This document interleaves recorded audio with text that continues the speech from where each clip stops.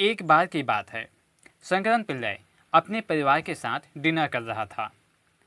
जब हर कोई डिनर के लिए बैठ गया तो उसने खड़े होकर घोषणा की, मैं लूसी से शादी करने वाला हूँ, जो सड़क के उस पार रहती है। फिर उसके पिता ने कहा, क्या तुम लूसी से शादी करोगे? उसके पास कुछ नहीं है, वो बिल्कुल आवारा है। तुम लूसी से शादी करने जा रहे हो? माँ ने कहा, क्या तुम लूसी से शादी करने वाले हो?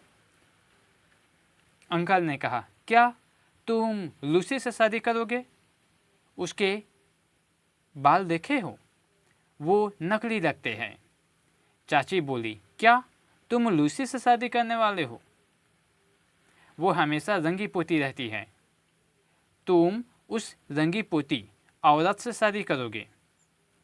छोटा सा लड़का 9 साल का, उसका भतीजा भी पीछे नहीं रहा। आप लूसी से शादी करेंगे? उसे तो क्रिकेट खेलना भी नहीं आता, आप उससे कैसे शादी कर सकते हैं? शंकरन पिल्लई अपने बात पर अड़ा रहा और बोला, हाँ, मैं लूसी से शादी करने वाला हूँ। हर किसी ने एक साथ पूछा, क्यों? वो बोला, क्योंकि उसका कोई परिवार नहीं है। वहाँ लड़ने के लिए ढेर सारी राय नहीं होगी। तो सही व्यक्ति कौन है?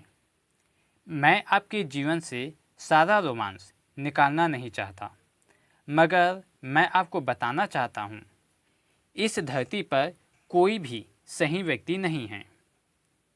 अगर आप किसी चीज़ में अपना दिल लगा दें तो वो चीज़ बढ़िया हो सकती है। क्या यही सही चीज़ है? कोई सही चीज़ नहीं है। किसी ने कभी सही व्यक्ति नहीं पाया है। अगर आप इस तरह की अवास्तविक मानसिकता में पड़ते हैं कि मैंने सही व्यक्ति पा लिया है, तब आप जल्द ही निराश होने वाले हैं। आपको समझना चाहिए, कोई सही व्यक्ति नहीं है। पहली चीज़ यह देखना, क्या मैं सही व्यक्ति हूँ? हाँ, क्या मैं सही व्यक्ति हूँ? इस धरती पर कोई सही व्यक्ति नहीं है। अगर आप समझते हैं आपके पास आपकी बकवास है, उनके पास उनकी बकवास है, हम बकवास को बकवास से एडजस्ट कर सकते हैं, बकवास को बकवास के साथ एडजस्ट करके जीवन बिता सकते हैं। हमें समझना चाहिए कि रिश्ते अलग अलग ज़रूरतों के लिए बनाए जाते हैं। शारीरिक ज़रूरतें होती हैं, मानसिक ज़रूरतें होती हैं, भावनात्मक ज़रूरतें होती हैं, शायद सामाजिक ज़रूरतें होती हैं, शायद आर्थिक ज़रूरतें होती हैं, कई तरह की ज़रूरतें होती हैं। जब आप इतनी सारी ज़रूरतें के साथ किसी के पास जाते हैं, तब आप एक भिखारी की तरह जाते हैं, और भिखारी चुन नहीं सकता। भिखारी तो वही खाता है जो उसे मिलता है। वो चुन नहीं सकता। अगर आप वास्तव में इस दुनिया में चुनाव करना चाहते हैं तो सबसे पहली व महत्वपूर्ण चीज़ ये है कि आप खुद को ऐसे स्थिति में लाएं जहां आपका जीवन का अनुभव अपने आप में सुखद हो, आप खुद अद्भुत हो। अब देखते हैं इसकी ओर क्या खींचता है।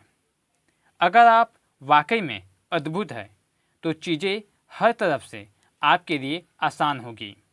कैरियर, शादी,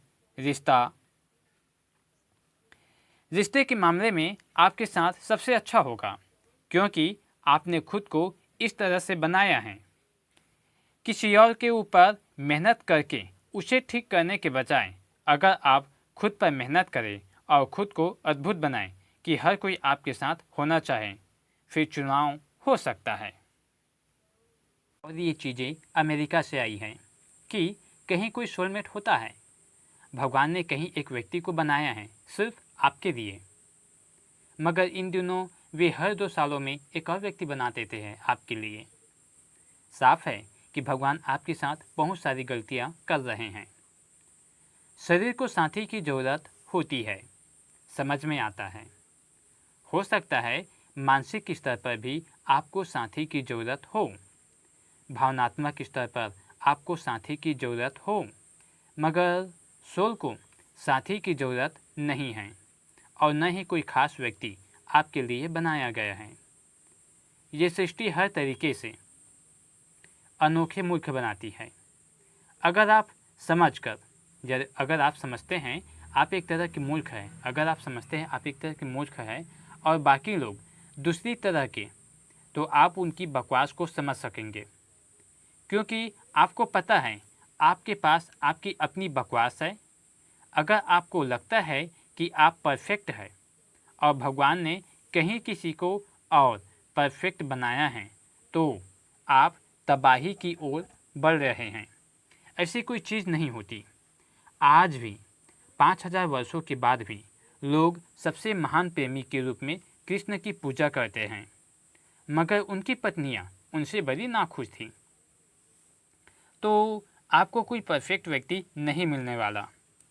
अगर आप जुड़ाव की गहरी भावना रखें तो कुछ बढ़िया हो सकता है। आपके जुड़ाव के कारण, इसलिए नहीं कि दूसरा शख्स शानदार है, नहीं। चाहे आप किसी मूर्ख को ही चुन लें, असल में ये ज़्यादा आसान है।